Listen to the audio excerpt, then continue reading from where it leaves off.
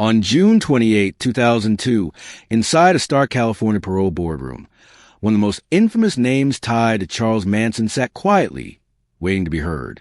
Leslie Van Houten, once a 19-year-old girl caught in the orbit of a cult leader, was now 52, a prisoner of more than 3 decades. Before her sat officials who would decide if she had paid her debt, or society could ever forgive her role in a crime that shocked America. To many, she was a symbol of horror, forever linked to the savage murders of Leno and Rosemary LaBianca in August of 1969. To others, she was a broken woman who had been manipulated, brainwashed, and consumed by Manson's madness. That day, Van Houten would testify, not just for her freedom, but for her humanity. The board listened as Van Houten admitted, in her own words, the weight of what she had done. She described her past with chilling clarity, how she followed orders, how she let go of all morality in the grip of Manson's control. At moments, her voice cracked, and her remorse was unmistakable. But remorse alone could not erase the brutality of the crimes, because what the victims' families remembered wasn't her tears in the parole room, but the screams in that Los Angeles home in 1969, when their loved ones were tied, stabbed, and left for dead. Rosemary LaBianca had been stabbed more than 40 times, and Leslie Van Houten admitted she held the knife. The hearing was a collision of 2 truths: the fragile humanity of a woman who had spent her adult life behind bars, and the haunting permanence of the murders she could never undo. As the parole board questioned her, one thing became clear. This would not be an ordinary hearing. It was a battle between guilt, punishment, and the very idea of redemption. But to understand how Leslie Van Houten ended up in this chair, pleading for her future, we must go back. Back to 1969. Back to the summer of fear, before Leslie Van Houten was a convicted murderer. She was a California teenager from a seemingly normal background. Born in Altadena in 1949, Leslie grew up in a middle-class family. By all accounts, she was bright, artistic, and full of promise. Teachers described her as intelligent, even gifted. Friends remembered her as kind and sensitive. But her childhood was not untouched by pain. When she was just 14, her parents divorced. The separation hit her hard. In the years that followed, she struggled to find stability and belonging.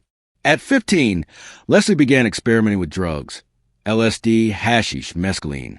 What began as curiosity quickly became a form of escape. This once gentle girl drifted into the counterculture of the 1960s.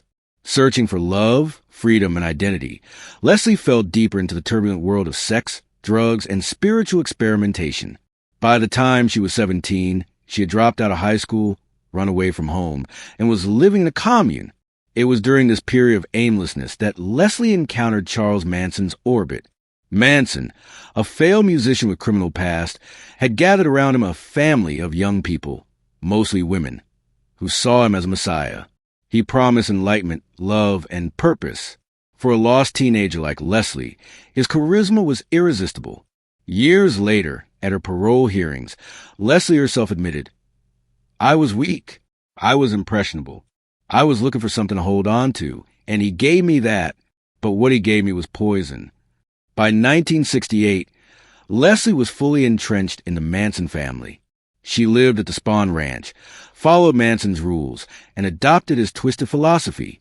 Under his control, she abandoned her old life entirely. Her family barely recognized her anymore. And by the summer of 1969, Leslie was no longer just a lost teenager. She was a disciple, a believer, and soon she would become a participant in one of the most infamous murders in American history. It was August 10th, 1969, just one day after the brutal slayings of Sharon Tate and 4 others in Los Angeles. That night, Charles Manson wanted more blood. He handpicked his followers and sent them into the dark streets, searching for another target. In the car was Leslie Van Houten, just 19 years old. Alongside her were Patricia Krenwinkel, Charles Tex Watson, and Manson himself. Their mission: to bring terror into yet another home. The car eventually stopped outside a quiet Los Feliz house. Inside lived Leno and Rosemary LaBianca, a middle-aged couple who had spent the day at the lake, unaware of the nightmare about to unfold. Manson entered first, tying up the couple. He then instructed Watson, Krenwinkel, and Van Houten to take over. What followed was a scene of horror that would scar the nation. Leno LaBianca, a supermarket executive, was tied up in the living room. He begged for his life as Watson plunged a knife into him again and again. Rosemary was dragged to the bedroom, and it was here that Leslie Van Houten, who until then had been little more than a follower, became an active participant in murder. At Watson's command, Leslie held down Rosemary as she fought desperately. Then, with a kitchen knife in her hand, Leslie stabbed her. Later, she admitted it was about 16 times. At her parole hearing decades later, Leslie recalled, "I felt that I had killed someone who didn't deserve to die, and yet I still did it. I still followed through." When it was over, both Leno and Rosemary LaBianca were dead. The attackers left the house smeared with messages in blood: "Death to pigs," "Rise," and "Helter Skelter." These words, ordered by Manson, were meant to ignite a race war, a delusion he preached as prophecy. For Leslie Van Houten, that night would become the defining moment of her life. A crime that could never be undone, a stain she would carry into every courtroom and every parole hearing for the rest of her days. But her trial was not just about guilt. It was about influence, manipulation, and the terrifying question: how could an ordinary teenager transform into a killer under Charles Manson's control? By the fall of 1969, the nation was gripped by fear. The Tate and LaBianca murders had shocked Hollywood, devastated families, and left Los Angeles trembling. Within months, Charles Manson and several of his followers were arrested, among them Leslie Van Houten. When the trial began in 1970, the courtroom became a theater of horror. The Manson family, still under Charles's hypnotic sway, treated the proceedings as performance. They laughed, sang, and even carved X's into their foreheads in solidarity with Manson. For the prosecution, the task was clear: prove that Leslie was not just a bystander, but an active participant in murder. Witnesses testified about the cult-like control Manson had over his family. Former members described how he used drugs, fear, and psychological manipulation to break down their will. But when it came to Leslie, the evidence was damning. She herself admitted to stabbing Rosemary LaBianca. The forensic pathologist testified that Rosemary had been stabbed over 40 times, and that at least 16 of those wounds were consistent with Leslie's knife. Her defense attorney argued that she had been brainwashed, a vulnerable teenager under the grip of a master manipulator. In Leslie's own words, "I believe we were starting a revolution. I believe we were saving the world. But I was lost."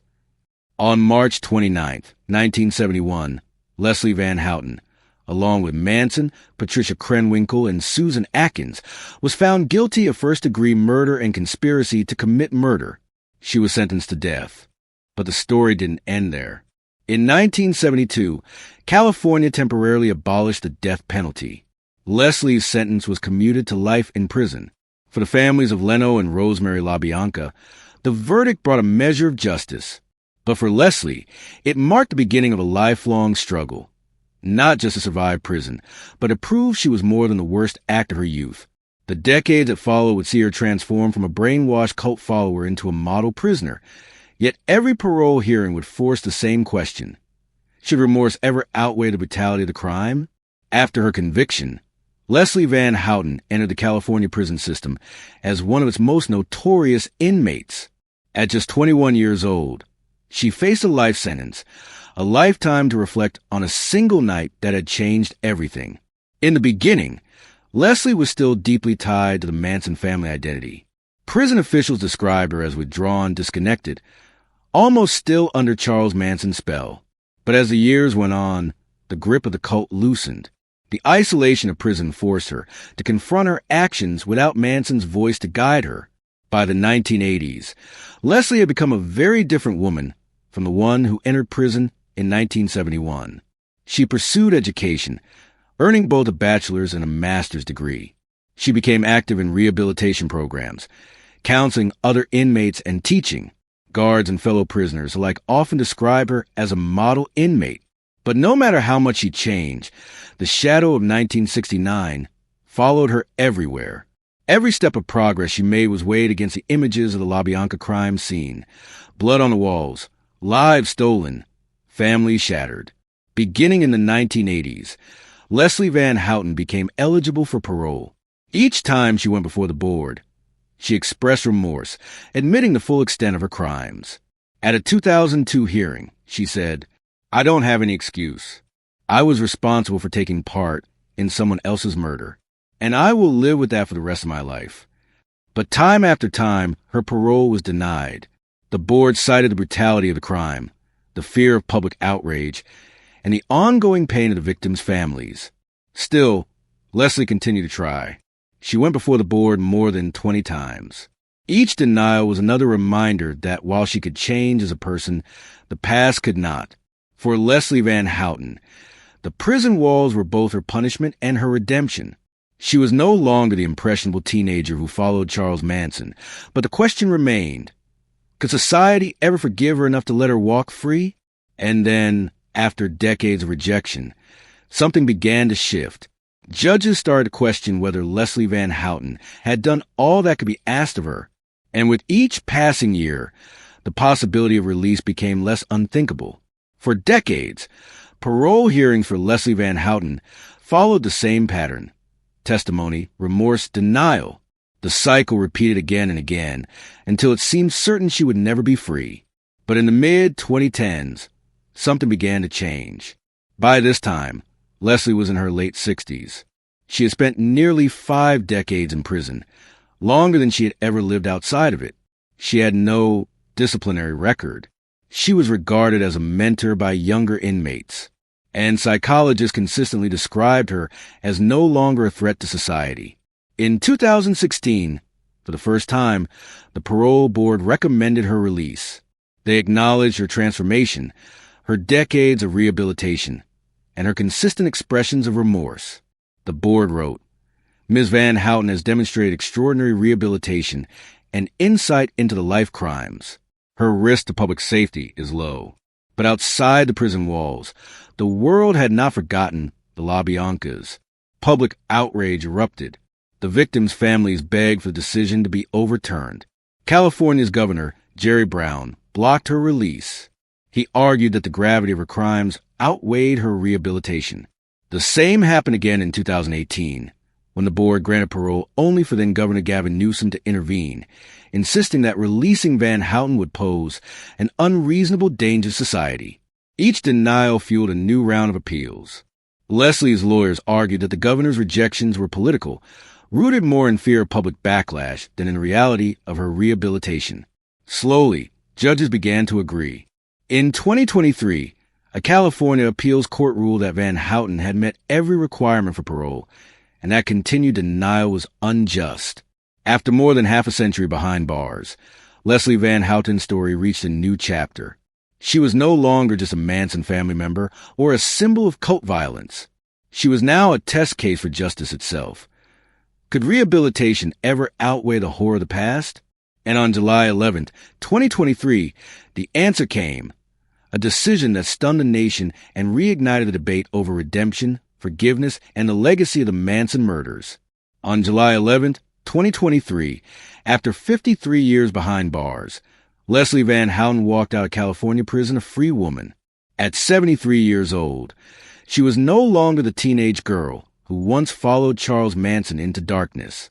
She was an elderly woman stepping into a world that had completely transformed during her decades in confinement. Her release was quiet, deliberate, and heavily secured. She was taken to a transitional housing program, where she would begin to adjust to life outside prison walls. There were no crowds, no public statements from Leslie herself. Just silence, a sharp contrast to the media circus that had defined her trial so many years before. But outside those walls, the reactions were anything but silent. For the families of Leno and Rosemary LaBianca, her release felt like justice undone. Their relatives had been murdered in their own home in one of the most gruesome crimes in California history. To them, Leslie's freedom was a betrayal. Sharon Tate's sister, Deborah, also spoke out, saying, "The victims don't get to walk free. Why should she?" Supporters, however, pointed to Leslie's decades of rehabilitation. They argued she had done everything society could possibly ask of a prisoner, admit her guilt, express deep remorse, and dedicate her life to positive change. To them, keeping her locked up forever wasn't justice. It was vengeance. The California appeals court that ordered her release wrote, "The continued denial of parole is not supported by evidence. Ms. Van Houten has demonstrated rehabilitation beyond what can reasonably be expected." And so, after more than half a century, Leslie Van Houten stepped into freedom, carried with her the weight of the past, the scars of prison, and a nation still divided on whether true redemption is ever possible. But Leslie's story doesn't end here. Her release forces us to confront a larger, unsettling question. How do we, as a society, balance punishment with forgiveness? And can someone tied to one of America's darkest crimes ever truly be free? Leslie Van Houten's release in 2023 did not close the book on the Manson murders. If anything, it reopened wounds that had never truly healed. More than 50 years later, the crimes of 1969 remain etched in America's collective memory, a chilling reminder of how easily innocence can be corrupted and how violence can ripple across generations. For the families of Leno and Rosemary LaBianca, justice will always feel incomplete. Their loved ones were taken in a storm of senseless brutality, and no court ruling, no prison sentence, and no parole board decision could ever undo that loss. For supporters of rehabilitation, Leslie Van Houten's release became a landmark moment. Proof that even those who commit the darkest crimes can change, that redemption is possible even after decades. But the nation itself remains divided. Some see her as a rehabilitated woman who had been manipulated at 19 and paid for it with her entire life. Others see her as a murderer who deserved to remain behind bars until her last breath. Legal experts point out that her case now sets a precedent. If Leslie Van Houten, once one of the most notorious criminals in the country, can be paroled, then perhaps no sentence is ever truly final, and no crime ever beyond the reach of second chances. In the end, Leslie Van Houten's story is not just about a single crime or a single parole. It is about the fragile line between justice and mercy. It is about the long shadow of Charles Manson and how his grip on a generation of young people still echoes in courtrooms, headlines, and families today. And it is about a question we may never answer. Can someone who participated in unspeakable evil ever be truly free? Not just outside prison walls, but in the eyes of the world? This is the story of Leslie Van Houten, from Manson follower to murderer, from prisoner to parolee, and the haunting legacy she leaves behind.